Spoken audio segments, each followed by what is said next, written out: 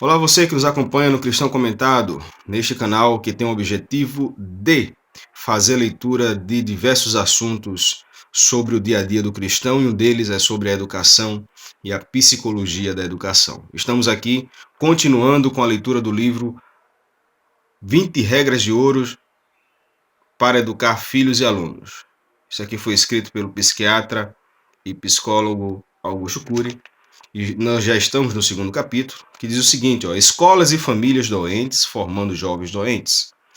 Ele traz uma coisa bem lúdica para a gente. Ele diz o seguinte: Descartes saiu da tumba e assombrou o mundo que influenciou.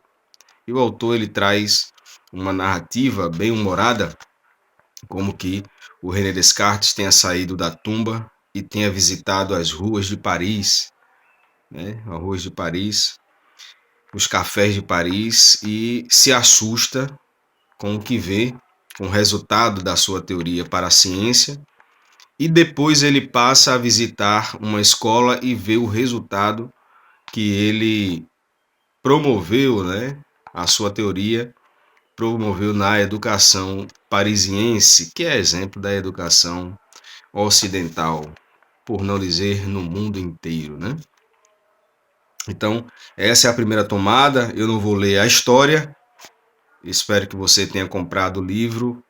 Esse livro você encontra nas lojas americanas e também na Amazon. Em outros canais pela internet você também consegue adquirir esse livro. Tá certo? É um livro que pais e mestres não podem deixar de ler. É revolucionário, tá certo?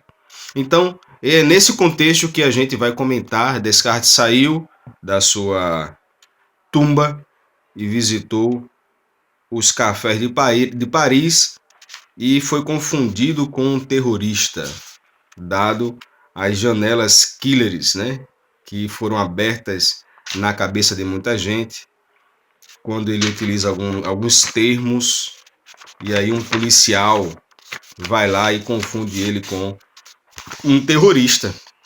E ele sai correndo, encontra uma escola, e aí é o subtítulo de uma sessão, diz assim, Descartes encontrou um lar, um ambiente imutável, uma escola. E aí ele faz uma crítica à imutabilidade da escola. Jovens enfileirados olhando para o professor na lousa, e todos eles com um ar de ansiedade, e o professor tentando controlar a agitação na sala de aula. Aí eu vou ler um trechozinho aqui e a gente tece o comentário depois, Diz assim, percorrendo os corredores, vi uma professora entregar as provas. Um aluno de 14 anos, gaguejando e lacrimejando, comentou: Mas professora, eu respondi as questões. Eu respondi as questões de outro modo. Prova é prova. A resposta tem de ser exatamente como eu ensinei, disse ela.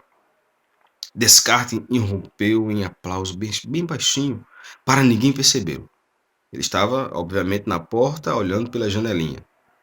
Mas, professora, eu usei a imaginação para... Disse o jovem. Usei a imaginação para fazer a prova. Ela o interrompeu. Todo raciocínio fora da curva é reprovado. O menino, enxugando os olhos, inconformado, indagou: Mas de onde vem essa ordem? Ela sentenciou com a boca cheia: do Ministério da Educação deste país. Outro aluno comentou perturbado: Mas de onde o Ministério da Educação tirou as respostas dos alunos, que os alunos têm que ser... desculpem. Outro aluno comentou perturbado: Mas de onde o Ministério da Educação tirou que as respostas dos alunos têm que ser iguais às dos professores? Confusa, ela disse: Sei lá, talvez de Descartes. E aí, de modo bem humorado, ele começa a traçar tecer, essa crítica, onde que as respostas dos alunos numa questão subjetiva, numa questão de discursiva, tem que ser igual a do professor, da professora.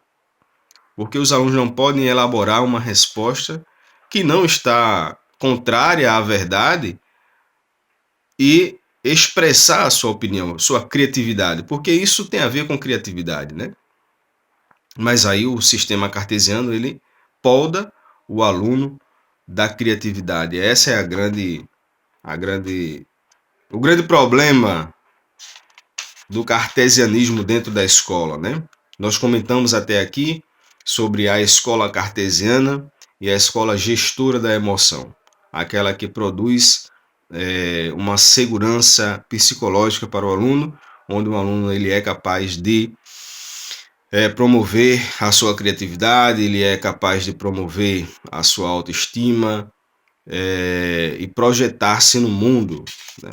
E aí o autor do livro vem tecendo outros exemplos como este no livro, né? E ele agora chega em famílias cartesianas, famílias doentes. E aí eu vou para a parte final do capítulo, certo? Porque nesse capítulo tem 3 momentos. O momento em que René Descartes ressuscita da tumba, né? Sai da tumba, vai para as ruas de Paris, no café de Paris, ele encontra uma sociedade doente. E agora ele vai para a escola e ele vê uma escola doente. E agora ele vai para a família, um loco, a família, ele também vai encontrar uma família doente. No universo educacional, há exceções, famílias incríveis e escolas excepcionais, mas a maioria das famílias e escolas foi contaminada pelo vírus do cartesianismo. As famílias cartesianas são facilmente reconhecidas, todos assistindo à TV em pleno silêncio e sem diálogo. Pais com tempo para entrar nas redes sociais, mas não para seus filhos e vice-versa. Ao receber os amigos, algo raríssimo, os pais esbravejam com seus filhos que desejam se manifestar. Fiquem quietos, estão atrapalhando a visita.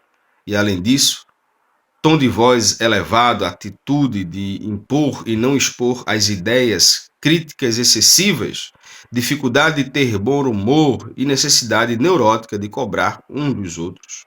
São sintomas de famílias racionalistas. As famílias modernas se tornaram um grupo de estranhos, próximo fisicamente, mas muito distantes interiormente. O racionalismo nos adoeceu coletivamente. O que fazer? Ele termina este capítulo com uma pergunta: o que fazer? Tá certo? Então, será que você conhece uma família assim? Onde todos estão à mesa e estão no celular, ou todos estão assistindo TV e não se pode fazer um barulho, uma pergunta, uma intromissão, porque parece que a TV é algo sagrado, não é? Então, será que a gente não vê essa... Não chegamos, nunca vimos uma família assim? Será que a minha família é assim? Será que a sua família é assim? Então está na hora da gente rever esses conceitos, tá certo? E a gente pede a todos os cristãos que estão nos assistindo que revejam os nossos conceitos até agora impregnado em nós, esse cartesianismo, um modo de ser, de viver, que a gente nem sabe de onde vem, tá bom? Vem ali da teoria cartesiana, que é sempre linear a resposta, né? 1 mais 2, 3. Bateu, levou. Uma coisa mecânica. E a gente não se aproxima interiormente da alma um do outro. Tá certo, minha gente? Só para deixar com água na boca. E aí, o terceiro capítulo a gente vai comentar amanhã.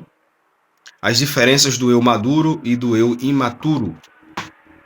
E aí a gente vai dar mais um passo no canal Cristão Comentado. Se você gosta desse tipo de abordagem que a gente está tecendo aqui no canal Cristão Comentado, deixa seu like, comenta, faz alguma pergunta, alguma sugestão. Vamos fazer esse canal crescer. Vamos crescer juntos nesse canal, debatendo coisas importantes do nosso dia a dia, como pais e professores que somos, e como cristãos principalmente. O Cristão Comentado não vai parar aqui na leitura do Augusto Cury. Teremos outras leituras, outros autores. Compartilhe com os teus colegas esse canal. Nos ajuda a crescer e isso dá uma força para a gente continuar fazendo esses vídeos. Forte abraço. Fique com Deus. Heber Cunha, servo de todos vocês. Um abraço.